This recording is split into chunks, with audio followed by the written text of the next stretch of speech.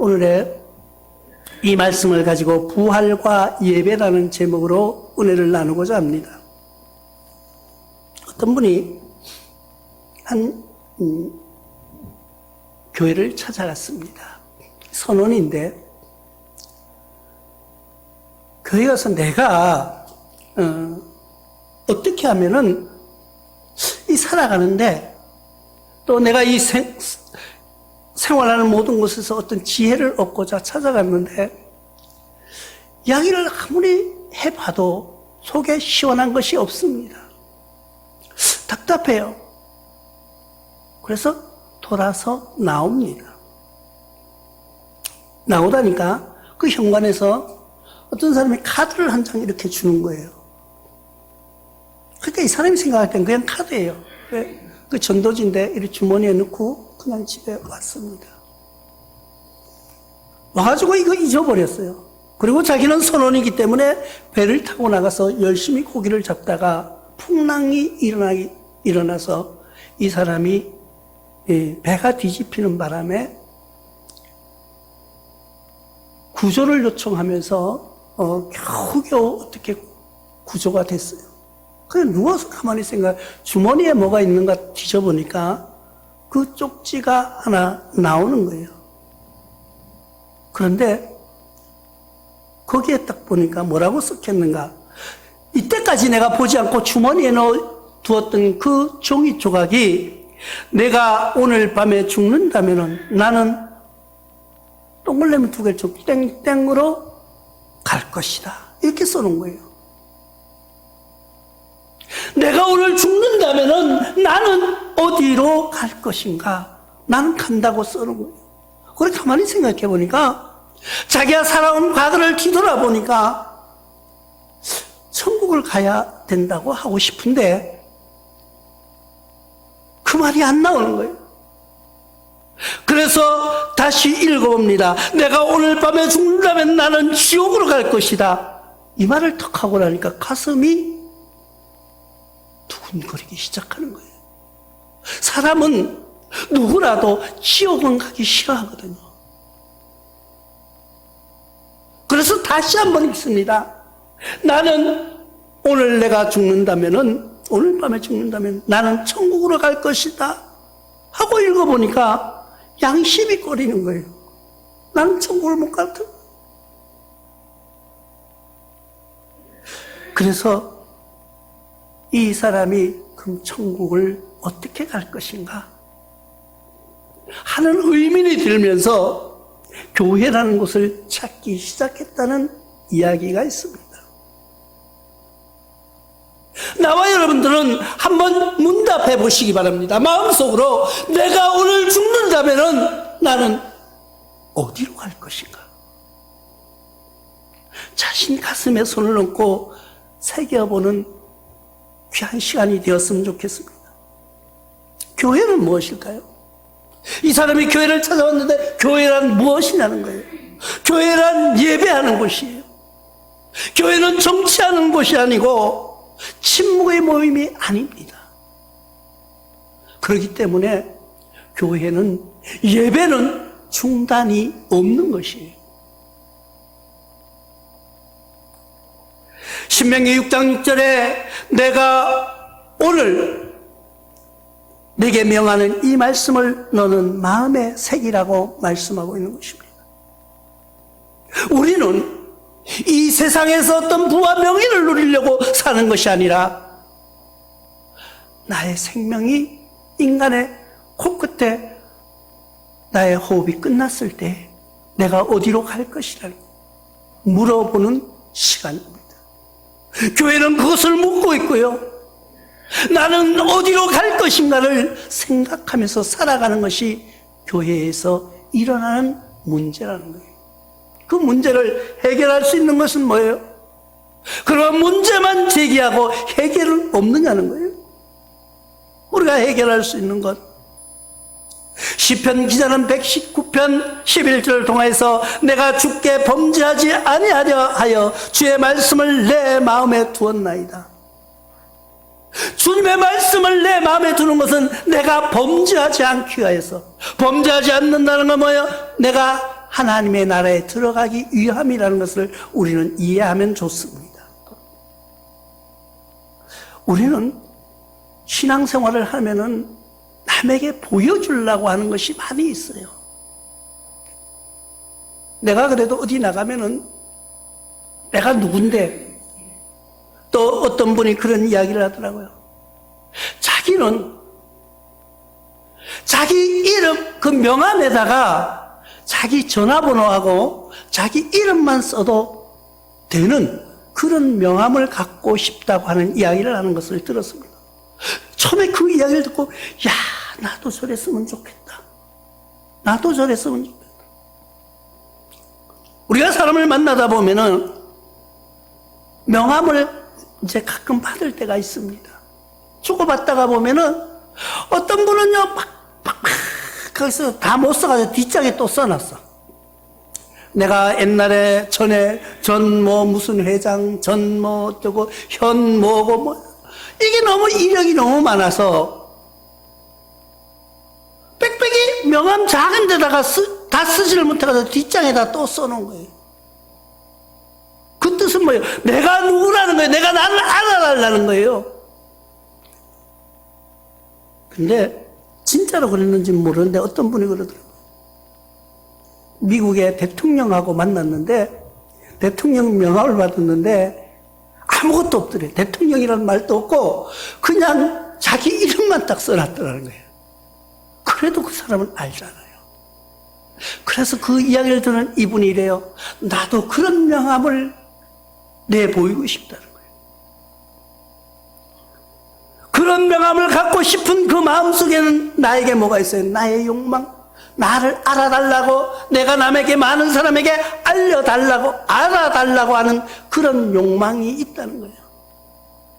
여러분들도 그런 욕망을 가지고 살아가고 계십니까?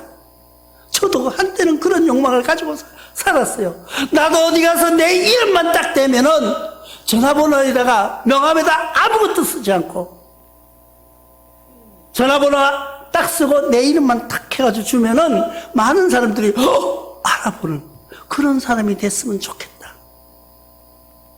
그런데 아니더라고요.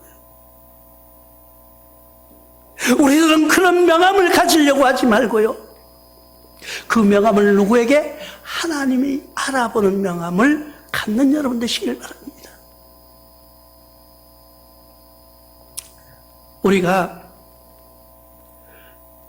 살면서 사람들에게 나타내려고 많은 노력을 해요.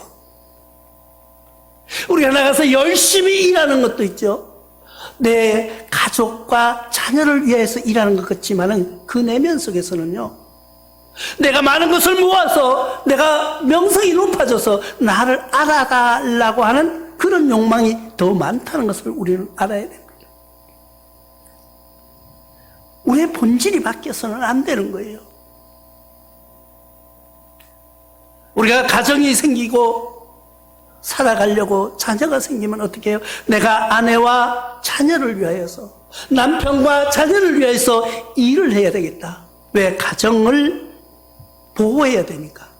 근데 가서 일하다가 보니까요, 가정은 저 뒤에 가 있는 거예요. 자녀는 저 멀리 가 있는 거예요. 내 현실에 쫓겨서 살아가는 거예요. 본질이 바뀐 거예요. 가정을 위하여서, 자녀를 위하여서 노력하던 그 노력이 아니면 내가 회사에서 더 중점을 두고 있는 거예요. 나의 목표, 나의 본질이 어디 있어야 되는 거예요? 우리가 직장 중요합니다. 직장을 소홀하라는 것이 아니에요. 우리는 살아가면서 직장에다가 80, 90%를 두고요, 가정에는 10%, 20%밖에 두지 않습니다. 본질이 바뀐 거예요.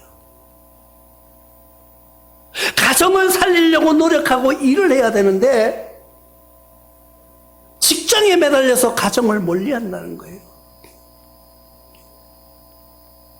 사람들이 그래요. 내가 이 직장이 아니면 먹고 살지 못하는데 직장에 충실해야지. 맞는 말이에요. 우리가 하나님을 믿는다는 것이 그런 거예요.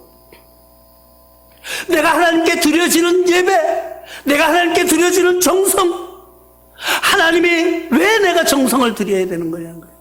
내가 왜 주님께 예배 드려야 되는 거냐는 거예요. 주님이 우리를 위해서, 우리를 창조해 주신 것만 해도 감사한데, 우리가 죄 짓고 죄 중에서 죽어가는 모습을 보고 우리 죄를 대신 지시고 십자가에 못 박히신 예수님을 생각할 때 너무 감사해서, 그래서 예배를 드렸는데, 그래서 하나님 믿으려고 했는데 전화위복이 된 거예요. 뭐? 본질이 바뀐 거예요. 본질이 바뀌어서 내가 진짜 드려지는, 하나님에 드려지는 경배가 아니고 사람에게 보이려고 하는 그런 예배로 바뀌어지고 있다는 것이 현실이에요. 우리가 목사님들도 그렇고요, 교인들도 그렇고 거의 비슷해요. 사람이기 때문에. 우리 교회 교인이 몇백 명 되고 몇천 명 되잖아요. 그럼요, 많은 사람들 앞에 걸음걸이가 틀려. 걸음걸이가 틀려. 예전에 우리가 고신대학에서 전문인 선교 교육을 받고 이제 수료식이 되었습니다. 수료식이 됐는데, 그러니까 거기 일반 학생들하고 같이 함께 하는 거예요, 식장에. 근데 너무 웃기는 게 뭔지 아세요? 일반 대학을 졸업하는 사람은요, 수료 졸업장이나 뭐 상을 받으러 나올 때 달랑달랑 하면 나오는 거예요. 학생이야, 진짜 학생 같아요. 조금 있다가 석사와 박사 학위를 받습니다. 석사 학위 받는 사람은요, 그래도 좀 점잖게 나오더라고요. 걸음걸이가 틀려요. 박사는 여기서 여기까지 나오는데 한 10분 걸리는 것 같아요. 얼마나 천천히 나오니까. 또 인사도요, 이 그냥 일반 학생들은 90도로 교수 앞에 인사를 합니다. 박사는요, 딱 쓰레기 고개도 켜 이렇게 숙이는지 안 숙이는지 모르겠어요. 슬로우로. 그러니까 팔을 탁 이렇게 또 드니까 옆에 와가지고 가운을 탁 입혀주더라고. 야, 박사는 틀리구나. 역시 박사구나. 그런데 우리 마음속에 그게 뭐예요? 어쩌면은 나에 대한 교만으로 작아져 있다는 거예요. 어떤 분은요, 교회가 커지고요, 사람이 많아지면요, 힘이 없어져. 담임 목사가. 그래가지고 이 걸어갈 때도 있죠, 자기 책도 못 들고 다니래요. 자기 책도 못 들고 다녀가지고 가방 드는 놈이 하나 따라다녀. 그래, 가방 들고 따라다녀. 왜? 그 교인이 많으면은 책도 못 드는 것 같더라고. 자기 가방도 못 드는 것 같아, 기분이. 그러니까 한 사람이 가방 들고 따라다녀. 차문도 못 열어가지고 차문도 열어주더라고. 그렇게 힘이 없어. 사람이 많으면은. 개척교회는 목사가 설거지도 하고 밥도 하고 다 해요. 그래도 누가 아무도 쳐다보고 뭐 그러지 않아요. 큰 교회 목사님이 설거지 한 번 했다니까, 우리 목사님 설거지도 한다고. 그 사람이 많아지면 힘이 없어지는 거예요, 사람이. 본질이 바뀌는 거예요. 우리가 하나님을 믿는다는 것이 뭐예요? 우리는 그러면서도 입술로는 종이라고 말해요. 종은 뭐예요? 아무 고난이 없는 거예요. 자기 고난이 없는 게 종이에요. 하나님이 시키는 대로 하는 것이 종이에요. 그래서 교회의 종은, 하나님의 종은 하나님의 말씀만 선포하는 거예요. 교회의 본질이 뭐예요? 교회의 본질은 불멸의 본질을 가지고 있습니다. 마가복음 13장 31절에 천지는 없어지겠으나 내 말은 없어지지 아니하리라고 하나님이 우리에게 말씀하고 있는 거예요. 그것이 본질이에요. 하나님의 말씀은 절대 없어지지 않습니다. 또 은혜로움이 넘치는 곳이 교회예요. 누가복음 4장 22절에 그들이 다 그를 증언하고 그 입으로 나오는 바 은혜로운 말에 놀랍게 여겨 이르되 이 사람이 요셉의 아들이 아니냐.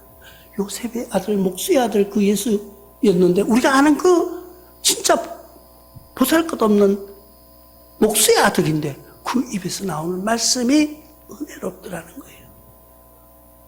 그것이 교회의 본질이에요. 권세가 있다고 말합니다. 누가복음 4장 32절에 그들이 가르침에 놀라니 이런 그 말씀이 권위가 있음이더라. 하나님의 말씀은 권위가 있어야 돼요. 하나님의 말씀은 권위가 있어야 되는데 하나님의 말씀을 농담으로 여기는, 하나님의 말씀을 그냥 웃음 치료사 정도로 생각하는 본질이 바뀌어지고 있다는 거예요. 우리가 있다가 보면은요, 그런 문자가 많이 와요. 웃음 강의 뭐 해가지고, 설교에 뭐 웃음의 해학 뭐 해가지고, 교육받으러 오라고. 왜? 설교 중에 웃겨야 된다는 거예요.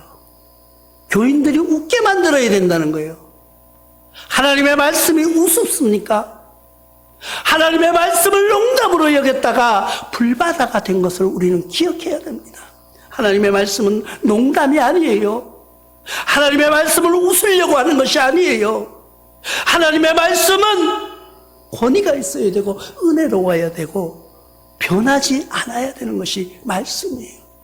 근데 우리는 말씀을 받을 때 웃기면, 또 어떤 분은요 뭐 머리를 이렇게 두드리면서 목탁소리를 내가지고 설교 시간에 막 그래. 그러니까 교인들이 또 그걸 보고 웃어 좋았다고. 남는 게 뭐 있어요? 하나님의 말씀은 영적인 말씀이라고 요한복음 6장 63절에 살리는 것이 영이니 육은 무익하리라. 내가 너에게 이런 말이 영이요 생명이라고 말씀하고 있습니다. 하나님의 말씀은 생명력이 있어야 되는 거예요. 그리고 하나님의 말씀은 나를 사랑하는 것을 알아야 합니다. 그래서 요한복음 14장 24절에 나를 사랑하지 하는 자는 내 말을 지키지 아니하느니 너희가 듣는 말은 내 말이 아니요 나를 보내신 아버지의 말씀입니다. 예수님이 그렇게 말씀하시는 거예요. 나를 사랑하지 않는 자는, 내 말을 지키지 않는 자는 너희가 듣는 말은 그냥 말이 아니고 내 아버지가 보내신 말씀이라는 거예요. 우리가 그냥 성경 말씀을 들을 때 아이고 저 목사님이 오늘은 뭐 좀 준비를 했는가 보네 이렇게 판단하는 것이 아니라 하나님의 말씀으로 받아들이는 거예요. 그것이 우리가 영적으로 살아나는 길이고 그게 말씀의 본질이 되는 거예요. 웃기는 말, 그냥 농담, TV에 나오는 뉴스 이야기가 설교가 돼서는 안 된다는 거예요. 우리는 본질을 알아야 되는데 그것이 제대로 되지를 않습니다. 그것이 된 다음에 우리 입술에는 뭐가 나와야 돼요? 찬양이 나와야 됩니다. 우리가 하나님의 말씀을 본질로 받아들이면은, 하나님의 말씀을 내 영적인 생명으로 받아들이면 나의 입술에서 나오는 것이 뭐예요? 찬양과 아멘으로 화답하는 것이 우리의 신앙이라는 거예요. 그것이 성도의 교제가 이루어지는 오늘의 말씀입니다. 권면하고 시와 찬송과 신령한 노래를 부르며 감사하는 마음으로 하나님을 찬양하고라고 마지막 절에 하반절에 나와 있는 말씀. 우리는 하나님의 말씀을 받아들일 때 찬양으로 받아들입니다. 그것이 뭐예요? 예배의 부활이에요. 우리의 신앙의 부활은 뭐예요? 우리가 예배의 부활, 예배의 회복이 되어야 되는 거예요. 옛날에 우리 목사님들 지금 한 40여 년 전만 해도요, 목사님들 설교 들어보면 지금 들으면은요, 뭐 아무 내용도 없는 것 같아요. 그냥 성경 읽어준 것밖에 없어요. 그런데 그 말씀에 권위가 있었다는 거예요. 그 말씀의 능력이 나타났다는 거예요. 그 말씀에 우리가 은혜를 받고 아멘하고 죽도록 충성했다는 거예요. 근데 지금은요, 너무나도 양념이 많이 들어가 있어요. 너무나도 많은 것을 가미해서 우리의 입맛이 다 변해버렸어요. 그래서 하나님 말씀만 이야기하면은요, 아이고 지루해, 저 빨리 설교가 끝나야 되는데. 오늘은 뽕 목사님이 나보고 뭐라고 하는 것 같아 이러면서 그냥 자꾸 판단하는 거예요. 우리가 하나님의 말씀을 받아들이면 내 입술에는 찬양이, 내 입술에는 아멘과 교회를 바라볼 때 교제, 사랑의 마음이 싹 트는 것이 우리 신앙의 본질이라는 거예요. 그게 신앙의 회복이고요, 우리 신앙의 부활이에요. 진짜 부활이 뭐예요? 예수님은 부활하셨고 우리는 신앙으로 부활해져 가야 되는 거예요. 우리 믿음이 부활해야 되는 거예요. 근데 우리 믿음은 계속 죽어가고 있어요. 우리의 믿음은 부활이 이루어지는 것이 아니라 점점 그리고 귀는 자꾸 커져가지고 어떤 귀요? 맛있는, 그냥 우리가 물 떠요. 그냥 물은 맛이 없어요. 끓이고 뭘 넣어가지고 달고 쓰고 뭐 이렇게 양념이 들어가야지 물이 맛있어요. 진짜 물은 뭐예요?